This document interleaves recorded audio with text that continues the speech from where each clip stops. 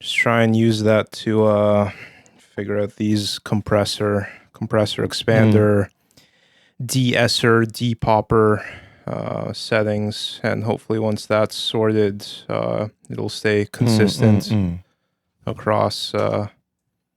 Like the same channels, profile can be reused for each episode. Or you can like save it as a preset, or yeah, like for a given setup, for a given mic, for a given speaker, I think it should be pretty consistent if you're recording with the same setup.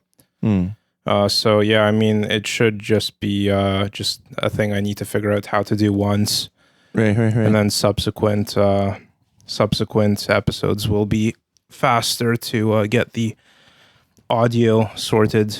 So yeah, I'll try and get that done today. I was a bit annoyed that like this seems like the type of thing you'd expect there to be a AI tool to just do it for you. That's what I would imagine. I mean, that seems like exactly the kind of thing they'd be doing, right? Yeah, like I mean, especially since it's, you have audio waves and there's like the visualizer and you can see the frequencies. You can kind of coordinate it, or but it's just overlaps. Like I have no idea if you're supposed to DS at like 7K or like 11K, right? There's no like little tutorial programs you could like download for there's YouTube tutorials that try and teach you to do it. But yeah, I mean, like audio engineering is like something people go to like technical college for. Right. It's hard to just There's actually a guy in the Neo Decadence group who's like a sound engineer. Does he want to master? No, I mean he's like recording. I don't know if he's still doing it now, but he was recording like just music albums, like sound engineer kind of stuff. But I don't know if he would know anything about this. But I'm sure it's the same thing. But yeah, I mean, whether or not he wants to do it is a different question. Since this is probably much less impactful, let's say. Well, I don't know if I think he's had some health issues recently, so I don't know if he's like super busy with. Could ask him about it. Could try to ask and see if he has any insights into compression or mastering. Yeah. Well, I'll keep that in mind. Hopefully, hopefully can get that sorted today even. But yeah, I was spending a few hours this weekend. Yeah, just a lot to dive into, basically. But everything else seems good. It's just this and then the export of the podcast, which needs to be done. How many episodes are we up to now? I think this is 7 or 8. It must be at least 8 or something, right? Because I feel like we did 8. At least. Yeah, it must be at least 8. Yeah, but yeah, high time we launch it. Yeah. I think we originally said about 10. Before kind of going live, which I think we're pretty close to at this point. So should be able to get them up there. Yeah. I mean, once we launch, I guess, like I think everything we recorded up to until now will just go on YouTube. As like the free tier. Yeah. But we'll need to figure out how to do some 2 hours a week Patreon if we can. Extra ones, right? Yeah. Well, everything we recorded will probably be free. Yeah, I think. But I mean, from now there might be some extra ones too. So how do we squeeze in 2 hours a week? We just go longer on Friday. I mean, we could just do another one. I think we did that a few times, right? Like we did just the first time. I think every other time we ended up just doing an hour. Okay, yeah. Well, I'm sure we could squeeze it in there too. Yeah. Just do a longer session. Yeah. I appear to have re-injured my foot on Monday. Really? In kickboxing, yeah. I think I mentioned. Nothing. I don't know. Definitely a step backwards healing wise, but I don't think it was like a full start from zero. Start from zero. Yeah. I would probably it's 100% the ligaments. I would probably give it a miss until it like. I might just quit entirely. To be honest, I don't know if I can kickboxing. Yeah. Why? Just don't know if I can trust myself with it. Well, other reasons too. I mean, I think I mentioned this before, but like the nights that I do it, I never sleep well. Really? I end up getting like 4.5 hours of sleep. And just like wake up at like, 5:30 30 a.m. Like the second there's any light out, and just like cortisol dump, and like can't fall asleep again, right? It seemed like you would sleep better after sort of doing that. Just too much like cortisol, Too much I guess, energy, right? yeah, Like too yeah. much energy at the end of the day, right? Like Right. ramping up your nervous system to 11, like at 8 p.m. and then eating Well, dinner. I don't know. I'm literally training in the gym at like 3 a.m. and sleeping pretty well. So, Yeah, I don't know. I um, asked my other like other people training there, like, how do you sleep on the day, and they're like, fine. So I don't know. I wouldn't say I sleep better, but I wouldn't say I sleep better or worse. I mean, it hasn't seemed to make a huge difference either way. But Yeah, I other don't know. than having a huge amount of sex, which leads to the best sleep quality, I would say. I haven't found other exercise to like have too much of an effect. Yeah, I don't know. I wonder. I mean, I noticed like similar effects from even just like walking around like late at night, like I don't know, going on a walk for an hour or something at like 9 p.m. or something. Like it definitely shifts my like sleep time, and I need to like wind down. You might just be a night person too, man. Honestly, Well, I mean, historically I am, right? it sounds sort of like, yeah. I mean, I know it's like that's sort of why I'm working in the hours I am now, because I was just like, I feel like trying to be active in the AM was like when I was still trying to do it, which was like 10 years ago, but I did feel like it was like slowly driving me insane, Like because how? I was just like, I should not be conscious at like 8 a.m. or something. And just every part of my body and like, no matter how early I tried to go to sleep, or like no matter what I tried to prepare for it, I would just be like, oh, it's like AM. There's like people walking around. The sun looks weird, and like, It's morning. I know. yeah, well, exactly right. It's like we're not supposed to be awake in morning. Like, just every part of my physiology was just like, nah, what's happening? Something's wrong, and like, Nah, I don't know. I don't feel that way at all. okay, yeah. Yeah. I mean, it's just. I guess I mean, I tried to do it. I mean, again, my previous job was an AM start job, and it was just, yeah. I mean, it definitely wasn't.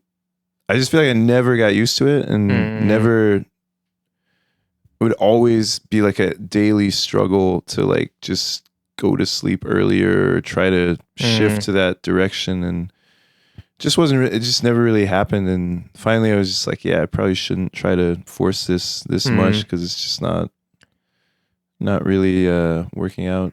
Yeah, no, I get that, certainly. I mean, the body wants to adhere to a certain schedule. I Yeah. don't know, is it just the body, or if it's like the activities you're doing, basically? I think there's I do believe there are night people and morning people. Because I feel like it's just habit ultimately, though. It's like what you're doing at what time. I don't know though, because even. But like if you're able to shift your clock from, American time to Australian or Japan time, like surely you can choose to be a morning person or choose to be a night person. I think the difference is that in those once you actually are in those time zones, you're still going to be aware of like, oh, it's like AM versus PM, or Yeah, but I mean, like it seems to come down to habit, right? Like if I were exercising vigorously every night from like 6 p.m. to 9 p.m., then yeah, I would shift to, go to bed at like 2 a.m. versus midnight or whatever, right? Like I'd shift later and wake up later, but I know I feel like the rest of it's just like what cues do you give your body at what time, right? Yeah.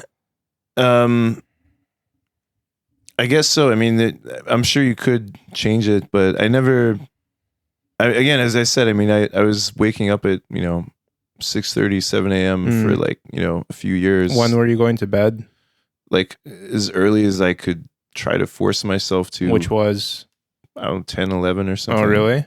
I was trying, man. I mean, I really, half the time, like no matter what I did, like half the time I would still just be lying there until midnight or later, just trying to go to sleep, and then wouldn't really feel it, and then would wake up feeling awful. How long did you like try and stick to that schedule, I guess? Like 3 years. 3 years? Interesting. Yeah, I don't know. Yeah, so I mean, well, like I just use my parents as an example because like it was always like my mother was a night person, my father was a morning person. And yeah, I mean, like for lifestyle reasons, I mean, often, you know, my mother would be awake in the AM or my father would be awake later or whatever. But, you know, they've been retired for like, I don't know, 15 years or something. And it's just, yeah, I mean, my father is awake at like, you know, 6:30, 7 a.m. I mean, he doesn't have any pressing yeah. I things mean, he has to do. it's just habit, right? And then my mother is awake at, you know, 3 a.m. And yeah, I mean, like, I think there's an element of that, but it's like, well, then why does that become a habit? Even in the face of lifestyle, just imprint, factors, I guess, right? Yeah. I mean, like, yeah, if you grew up having a delicious breakfast, then like you've kind of trained your body to like anticipate it every morning, and that would kind of like imprint in that direction, I guess. But I just feel like there's a lot of like, I think like night people are very resentful of morning people because there's this whole like thing of like, you'll be more productive if you like wake up at 6 a.m. or something, or you'll be like, there's this whole like propaganda machine for morning people. And I think a lot of night people are like, well, doesn't seem like, I feel like more night people have tried being morning people than the other way around. Definitely, yeah. I mean, society pushes everything in that direction, right? Yeah. So, and you know, there's a lot of arguments like, you know, when we're farmers, we would just naturally wake up at dawn or whatever, which sure, but there's also a lot of historical evidence that like people like, I think even people's sleep schedules used to be really strange. Like they would sleep in like two blocks or something. Biphasal or whatever. Yeah, which is there's been a few versions of that. Yeah, which is strange because then like it seems like they would be awake in like the, you know, after midnight anyway, even though there was no sun or electricity, which seems pretty strange because we're thinking, okay, if they got like a blue light screen or something, maybe. But if it's like literally pitch dark on a farm and you're just like awake at, I don't know, midnight or 1 a.m., it doesn't seem like that would make much sense because the way they're always selling it now is, well, if there was no, you know, phones or TV or whatever or electricity, then yeah, I don't know. It's not that simple. I mean, yeah, and sort of the monophasal sleep cycle, I think, is as much of a product of our I don't know, like shift based like economic lifestyle, essentially. Yeah, like yeah, to the point of biphasal, like sleeping in two chunks, or I don't know, like kind of the Mediterranean siesta lifestyle where like everyone just naps from like, I don't know what, 1 to 2 p.m. or 1 to 3 p.m. or something. Yeah, I mean, makes a lot of sense. I'm kind of doing a similar thing just to avoid the heat, essentially, right? Like, I don't want to be outside between the hours of noon and 3 p.m. basically. Right. So yeah, might as well sleep if you can, I guess, right? Like, if you can, if you can. But yeah, there's other like weird things where they've there's like some anthropology stuff where I think it was like some Amazon and other tribes were just sort of like sleeping almost like all the time, but in like very short periods, like, you know, 10, 15, 20 minutes or something. Then just waking up and being active a little bit, and then just, so they almost like didn't have a chunk of sleep. They're just sort of like either resting or almost continuously active, which seems really strange and also doesn't seem like it would really work. But I guess also sort of makes sense. Like if something could happen like with some animal at like literally any time, then you kind of always have to be somewhat ready to like be active suddenly or like. Well, that kind of reminds me of the what's it called?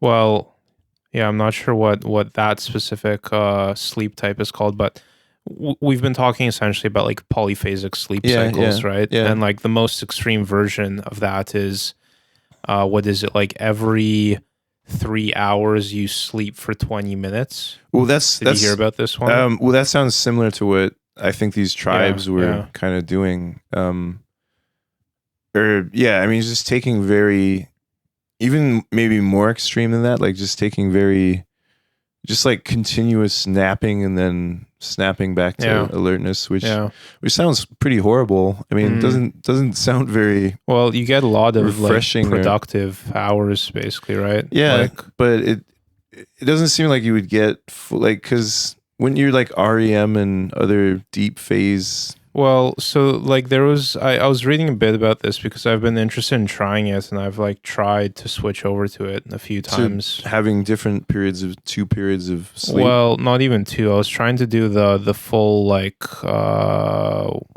Uberman protocol or whatever, which was like every 3 hours you sleep for 20 minutes, and basically you just go straight into REM. Oh, it sounds exhausting to me. I mean, it seems like it'd be pretty. Like I think the weight of the lifestyle and the commitment to the lifestyle is very high. Because like I know, like try and imagine having like a social life around that, or like doing anything. So this is on a 24-hour basis, or yeah. So full 20. Okay, yeah. So like the idea basically is you get the same amount of REM per night. Like they say you need like 2 hours of REM, or on average you have 2 hours of REM when you sleep. Yeah. And so the idea was just like, okay, well, like optimize strictly for REM. And basically like, every time you sleep, which would be every 3 hours, or 4 hours, I think 3 hours, I think it's 6 chunks of 20 minutes, right? That's how it works out. But like you need to be, you can't like, if you miss your like, sleep time, then you're kind of like screwed basically, right? Like your body will go off kilter and it'll take like a while to get back into it. It seems like you'd end up in some weird twilight zone where you like weren't really. Yeah, I mean, it seems like it would get off track very easily. It all has to do with, I guess, like your ability to maintain that schedule. I think, right? Like if I were just like at home, like working or studying or whatever, like I could totally optimize for that. Like you don't think you would like end up oversleeping or just like hitting the alarm or something? I think the body, like I think getting into that schedule would require a lot of discipline, and staying on it requires kind of a baseline discipline. But once you're in it, I don't think there would really be anything to knock you out of it. If that's what you're asking. Seems like it'd be something you would do for like a magic ritual or something, like going to this other weird state of I mean, imagine having 6 more hours in every day, right? That's pretty like I'm pretty tempted by that, right? Oh wait, so they think that only REM is necessary, rather than not really.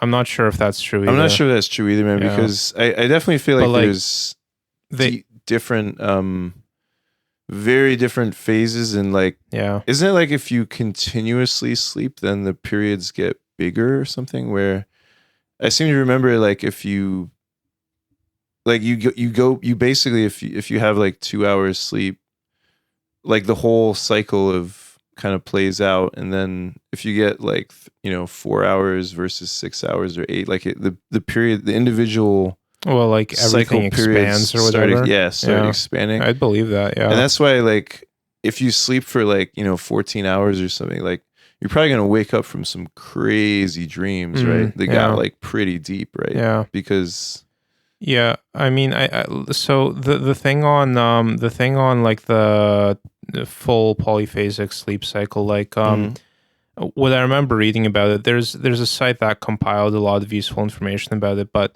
essentially it's borderline anecdotal. But there's a report of a doctor examining a guy on that sleep cycle, and basically like everything seemed totally fine. But take that with a grain of salt. Yeah, I mean, anecdotes are a bit Like could be, but I think kind of the idea is that like deep sleep is almost some like vestigial like energy conservation mechanism where it's just like, you know, before electricity or before kind of, yeah, I mean, if you were a hunter gatherer basically, then, there were chunks of time, chunks of the night maybe where you couldn't really do anything. Like, I don't know if it was too dangerous to hunt or yeah, something, or but deep sleep, yeah, like is that strictly for body recovery? I don't know. For the brain, yeah, the idea seemed to be that REM was all you needed to like encode memories from like the short term to long term or something.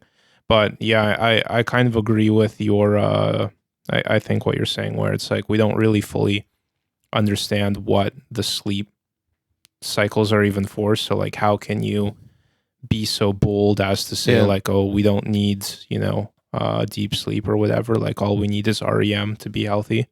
I think we probably do need some form of deep sleep. At least sometimes. I mean, it probably doesn't have to be like every single night or something, but um yeah, I'm kind of suspicious of all of these ideas because the other thing is that like I don't know if we really evolved for like complete, regularity in terms of like we didn't really evolve to be, schedule bots, I guess. I mean, like I think we sort of evolved for great inconsistency and like I think a lot of the problems come from that too, like like what when we're presented with food, like why are we capable of just eating like four steaks or something and feeling kind of awful? Well, because we didn't really evolve to have instincts for like just how many calories do we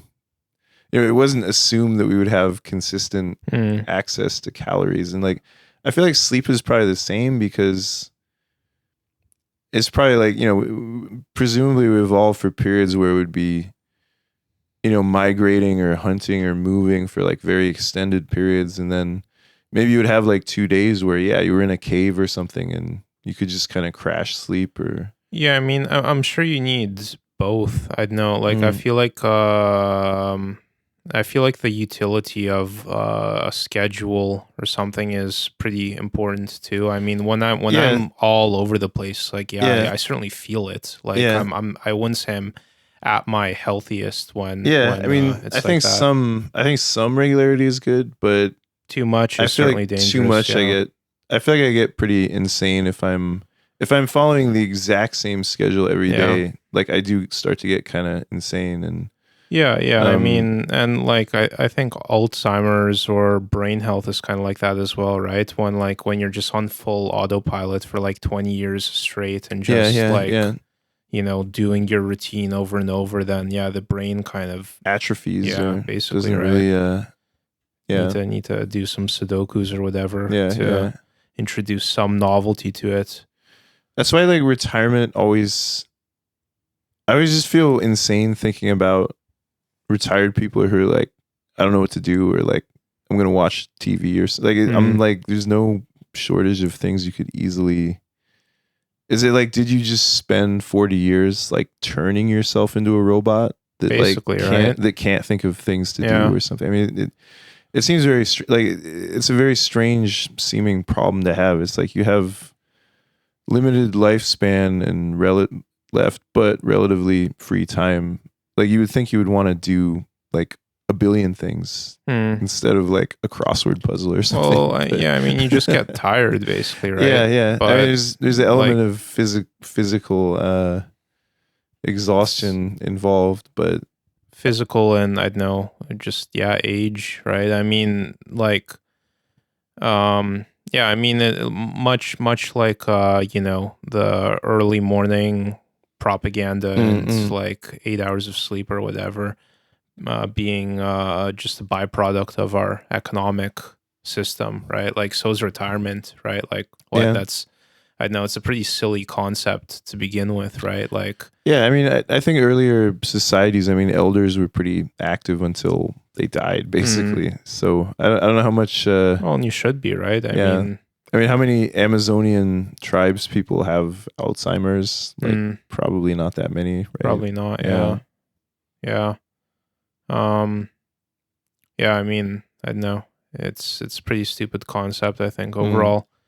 But yeah, I mean, it's all just like the I don't know, hedonistic treadmill or carrot stick model of capitalism, where you know, you're slaving, grinding through your 20s, 30s, 40s, 50s at this fictitious idea of golden years retirement where everything will magically be amazing, and without even like thinking through what you're gonna do, or thinking through what you're doing now, what you're doing now, right? So it's all kind of just built around putting you on autopilot, and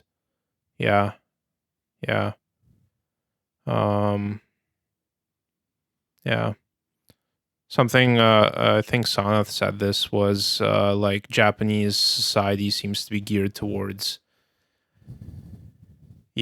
letting you be on autopilot.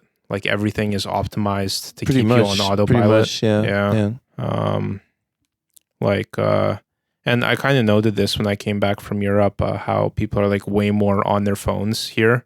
Oh, right, like people just like zombieing that's down the street. That's interesting too. Yeah.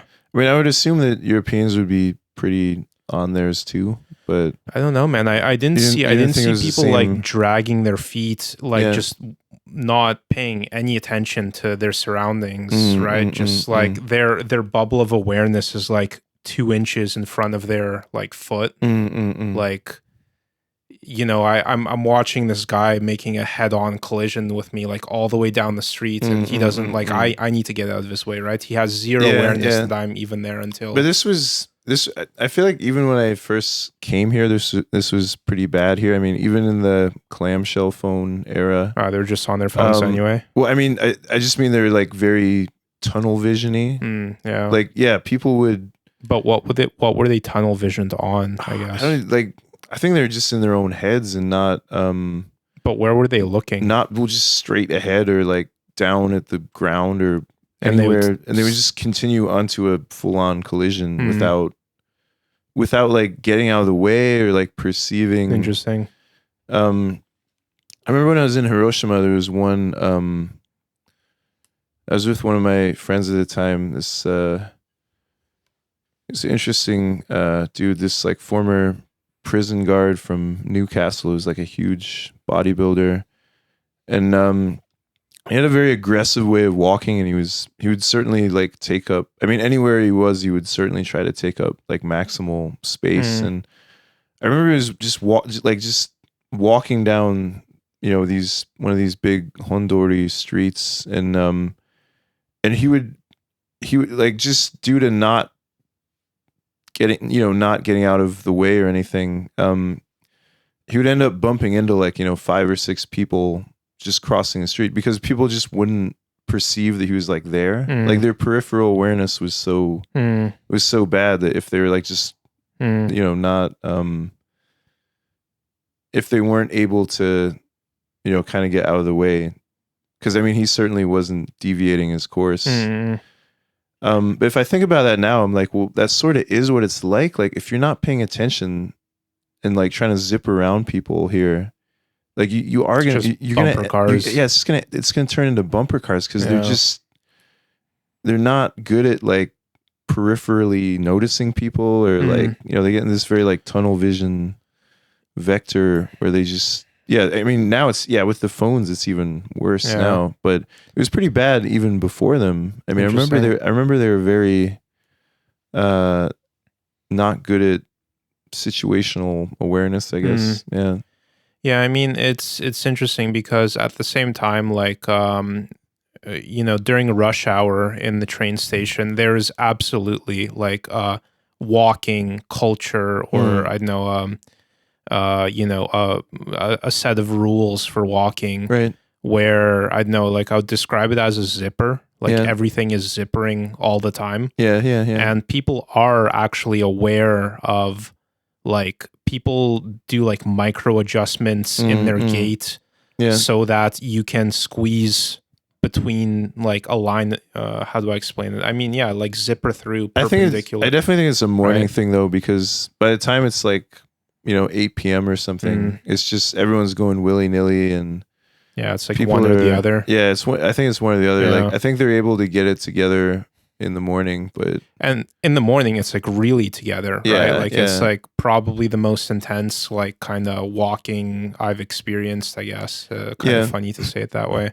But yeah, I mean, yeah, it all falls apart once it's like, 7 return p.m. or 7 something. p.m. or Yeah. 8 p.m. or something. Yeah. Um, Yeah. but yeah, I mean, I think that's probably their main exertion for the day. So, all of their, probably like 70% of their energy is expended on just maintaining that. Or another reason I'm not in a hurry to be leaving the house in the AM because of the trains, and I've almost kind of forgotten how stupidly bad it can be. Yeah, I mean, I work remotely, so every time I need to take the train in the morning, I'm like, why? Like, why would anyone ever do this? It's pretty astonishing. I mean, the few times in recent years I've both been awake in the AM and outside, which is honestly probably only a handful of times. But I remember thinking, I mean, wow, like as an experience, this is certainly memorable, but I mean, doing it like every day just seems astonishingly awful.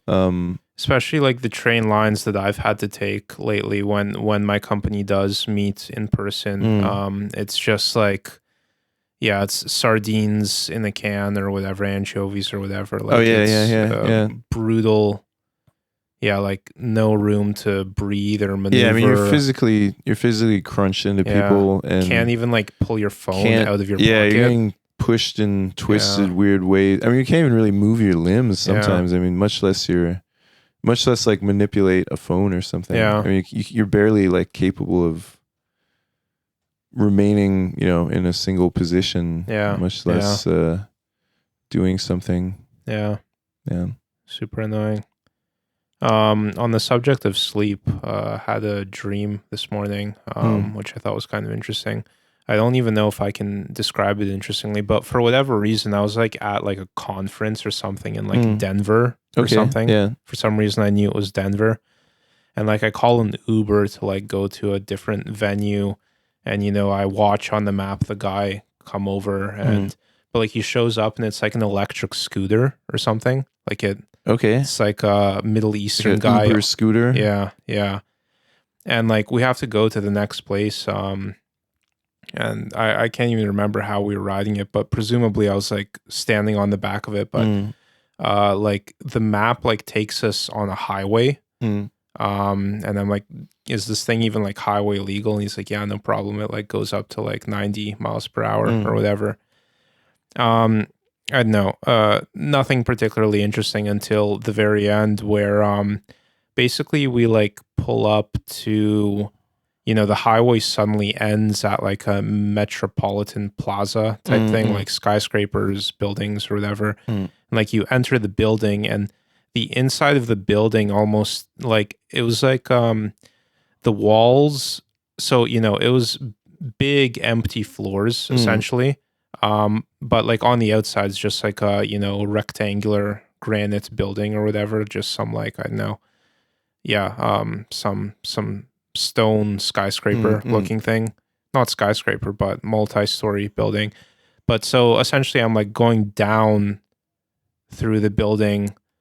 And each floor is just like I don't know, like let's say like 20-foot ceilings, like walls, backlit emerald walls with engravings and I don't know, like paneled engravings, right? Like so just kind of these kind of the wall was just kind of I don't know, rectangularly embossed kind of into these square panels and stuff. I don't know, some like gilded decoration. I don't even know how to describe it, interestingly, but at one point there's like one of the things almost had this like magic eye effect. Okay, yeah. Where it was just some like gilded thing on the wall that looked there's something written on it in Latin actually, which I like perceived momentarily, but I can't remember what it said. And like as I was looking at it, it did that thing where it's kind of this optical illusion thing where like something is Like actually pops out, yeah, or- exactly. Yeah, like it's actually indented, but when you look at it, it like pops out. pops out, yeah. And like when you like walk around it, it like looks like it's rotating, or like it looks like it follows you. I wish I could remember what was written on it. But yeah, This was just like this was in the building where the conference was or whatever. It was just some random liminal like on Random the like I was space just on the walking way. through Yeah, there, right? yeah, Like yeah. it was some situation where basically like for some reason the road ended, the highway ended or whatever, like in front of this building, but we were actually like 3 stories above ground. So I had to like go into the building and then walk down through like some stairwells and stuff. But yeah, I know, just beautiful, weird, like magical looking kind of sacred architecture. Sounds interesting. Yeah. Yeah. But just out of nowhere. Just randomly there. yeah. And then I woke up as soon as I got to ground Yeah. level, and it was just, yeah, some normal street or something. Yeah. But yeah, I just thought that was interesting. It's cool that the mind can do that, I suppose. I often see very strange things in dreams that half the time I can't even really explain like what I mean, they actually do. This is why I think people sleep on AI art, because I think the really artistic people that are using AI art or using prompts and stuff to generate art are getting results very similar to like what I feel like actual dreams are pretty much like. Yeah. But it's a very small percentage of people. I mean, obviously most people using it are just churning out, nonsense. But there are a few people that are getting very strikingly, I guess, dream-like results that I think are actually weirdly are quite close to things that you would see in dreams, or like some very ornate, bizarre backgrounds, or settings, and just objects and like creatures and stuff where you're like, what? Yeah. You don't really know what it is. I mean, it sort of looks like some things, but you can't quite be like, oh, it's a person, or it's an object, or it's it's like that like Hellraiser cube aesthetic, or something like ornate, like super ornate looking stuff, I guess. Yeah, overall, right? There's things. There's this one guy. His name's Lanny Quarles or something, and he just like he'll upload these in like batches of like 90 or 80 images at a time, and they're just all completely batshit, and they all look like they took someone like probably months to complete, but they're just generated images, and he's using very, very detailed prompts and like crazy amounts of settings with with the inputs he's putting in. So I mean, he's using it in ways that probably almost everyone else like wouldn't have the imagination to do. So most I think there are people that are able to do it and use it in that way to kind of get these actually artistic effects, whereas obviously most people are just cranking out meme tier kind of junk or pretty cheesy stuff. But there are a few people that are getting these like really dream-like artistic effects where you're like, what? This is crazy. Or, yeah, I mean, it's like it's certainly just a tool that you need to learn how to use, basically, right? Like yeah, I mean, I've been using Chat GPT certainly more and more, and I mean, not artistic at all, but ChatGPT has a feature where you can essentially have a conversation with it. Like we actually could like plug it into the podcast basically and talk with it. Okay, yeah. Which could be an interesting experiment. But in this case, I was basically, I know I was earlier this week, I was having like a hard time basically like kind of coming to grips with possibly re-injuring myself through just stupidity basically. Now I gave it a call essentially. Yeah. And, it was actually like surprisingly effective as I don't know what would you even call it, like a crisis counselor or counselor like, or something. Yeah. Like honestly, in a way that like made me think almost that like I know therapists are in trouble. Like I think it might actually be better at therapy than therapists. Probably, yeah, probably. And it's kind of funny because like instinctively you'd be, or yeah, I mean, the propaganda surrounding that sort of role or job, I guess, would be like, oh, you know, you're safe because people need people to like support them or whatever, right? Like you need that human touch. Like there's no way that a robot could replace, like replicate it. Yeah.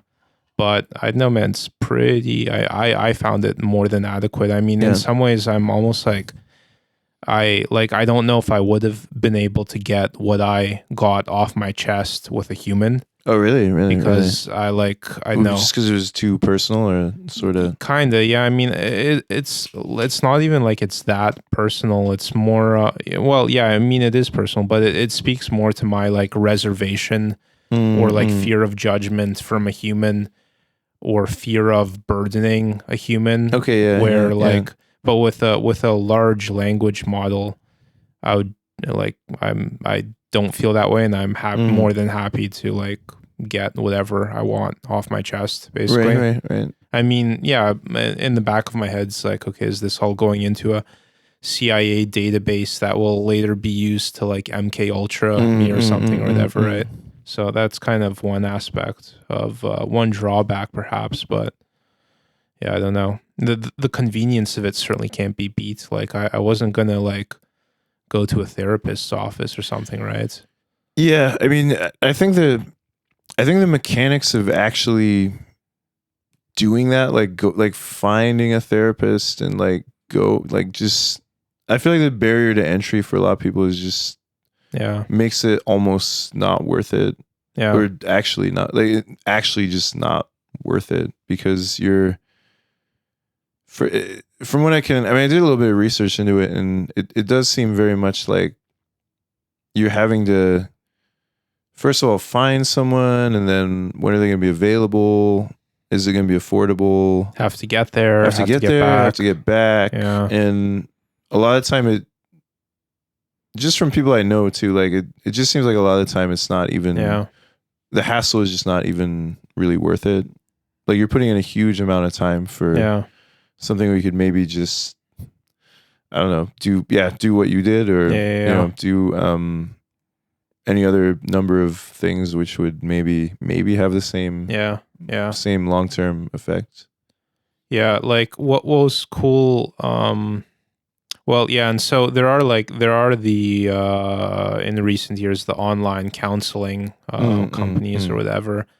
But yeah, I mean, are they okay, sure, you don't have to go somewhere, and sure, it's easier to like switch therapists, but then like one of them, which I won't name because they are podcast sponsors, and you know, I'll happily do an ad read for them. But that aside, yeah, like they're like, oh, we're not selling your data, and then it turned out they are selling your data. They're exactly selling your data. Like precisely what they're not. What they said they weren't doing was exactly what they were doing. Exactly what they're doing. Yeah, and it's like, okay, cool. Like it's convenient, I guess, but like I'd almost rather my like data be going into some random database than like being openly used to use as ad mining or whatever. Yeah, or whatever they're doing with it. I'm not sure, but yeah, like ChatGPT was cool because yeah, it was I feel like it's, well, in terms of like therapy or crisis management or whatever, I feel like the whole system is kind of designed. I mean, it's the same reason why you can make it say nonsense is because it's Mm-mm. essentially just trying to like give you Like what you pattern match or want. whatever. Yeah, yeah, Yeah. yeah. So if you're like venting to it, then it'll like validate Mm, your mm, mm, feelings mm. essentially and like also be able to like um make various suggestions. And it's not like tunnel visioned on like Mm. CBT or whatever. Yeah, Like yeah, it'll yeah. go into whatever direction you like want to go into, right? Mm. And give you advice or try and like work with you on whatever it is, whatever direction you've already kind of been thinking along. I know. I thought it was interesting, Yeah. but yeah. I guess the danger with that maybe is that like if there is something which requires some specialist Mm, knowledge or like actual experience of yeah. how things usually play out, then it might just kind of like rickroll you into an echo chamber where Mm, yeah. nothing too challenging gets said, or Yeah. like maybe nothing too it's interesting to read like the reading about the early psychoanalysis and psychoanalysts. Like I think we have this kind of one-sided view of how they were doing it, and I think it might have been Adler, if I remember right, where he sort of did like the exact opposite of what this stereotype is. Like, so he would like show up and bring in his own issues. To So like, therapy. well, yeah, like Mm, he would like as the therapist, mm, he would rock up and like just talk about himself for mm, like 20 minutes or something, and then like involve his own personal struggles and right. examples. And I mean he's just doing it in a way that I think seemed very different from this like detached kind of way Yeah. that Yeah. is kind of the stereotype of how that model went down. But yeah, I mean I thought that was an interesting approach, and like that probably actually would work a lot of the time if you were Mm, doing it in a way that people could kind of connect with. mm. So that's maybe another thing which I think if Well, there's like less of that wild card element, I guess. Basically, like it won't bring like or radically different. it might not tell you anything which is too, I don't know, upsetting or Mm, challenging or sort of definitely, yeah, yeah. I mean, yeah you could certainly prompt it too, but yeah, I mean, again, it's ultimately a tool yeah that like you need to use even appropriately, like right? the even like with the Dianetics or Scientology auditing stuff, which I'm sure most of the time is just not doing anything particularly helpful. But I think in theory, at least from what I can work out, I mean it is supposed to be rather confrontational, I guess. Like, and the auditor, the therapist or whatever, like is supposed to be quite actively involved in getting you to examine things you maybe like Mm, don't yeah. really either aren't aware of, or maybe don't want to be aware of, or like don't really want to get too deeply into. Hmm. um one of my friends who has experience with that said that, yeah, I mean it was often getting very intense and Mm, almost like to a dramatic level, which mm, I think most of the time we probably wouldn't associate with like therapy or mm, whatever the stereotype of analysis hmm, or hmm. therapy. Yeah. Hmm. I mean, so yeah, I mean, like I don't dispute that the AI model could be helpful, but I think there probably is a limit to where you could maybe get to Yeah, with yeah, it. certainly. I mean, this is probably following very much the same pattern of, what was it like SAG, Screen Actors, Screenwriters Mm, mm, Association mm, or mm. whatever guild, protesting. They went on strike over. they wanted rules to prevent AI from being used. Like, yeah, I mean, 90% of people are replaceable by AI, but then, 10%, can't be replaced by AI because they're able to approach things that way and like sort of bring in that like pattern breaking element and use it appropriately. But yeah, I mean, how many therapists are essentially just on autopilot collecting a paycheck? Yeah, I mean, in practice, I mean, they're probably just like I would say. I mean, again, I have very little actual experience with this, but I wouldn't doubt that a great majority are kind of just templating it or autopiloting it, or not really trying to prescribe you some drugs or something, or not really, look too much into things. Yeah. Which is probably just true across the board, across professions, right? Yeah. But I mean, things are kind of tending in that way with, was it replica or like AI relationships or well, like her or yeah, what? sort of a Gatebox, and the Japanese one, which is famous. Well, that was just like that never came to be, did it? I think it did. It did. I think it did. Yeah. I don't know how many people are actually. Just to sum it up, I mean, what you showed me, I guess a few years ago was, a minute and a half long, 90-second long TV ad for essentially like a Japanese businessman, like, texting his wife and, oh, I'll be home in half an hour. And she's like, okay, get home safe. And then the reveal was that it's just this like hologram box thing with a little female anime looking projection. Yeah, I mean, it's essentially just like an AI chat program that, messages your, line accounts or social media accounts or whatever. And then there is like a little 3D hologram kind of display of the character that you're supposed to, I guess, just keep in your living room or whatever. But so it was actually a product that you could buy? I think so. I'm pretty sure. Yeah. Let me look it up out of curiosity. I wouldn't be surprised either way.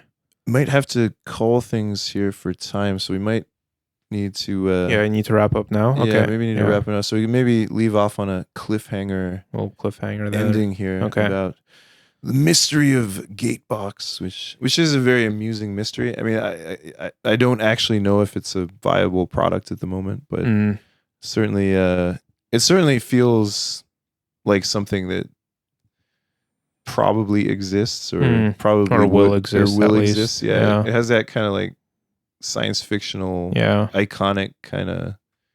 Well, they basically did it in that Blade Runner, that new Blade Runner. I think I fell asleep during it, 2049 or whatever. Yeah. Well, it's basically what the character.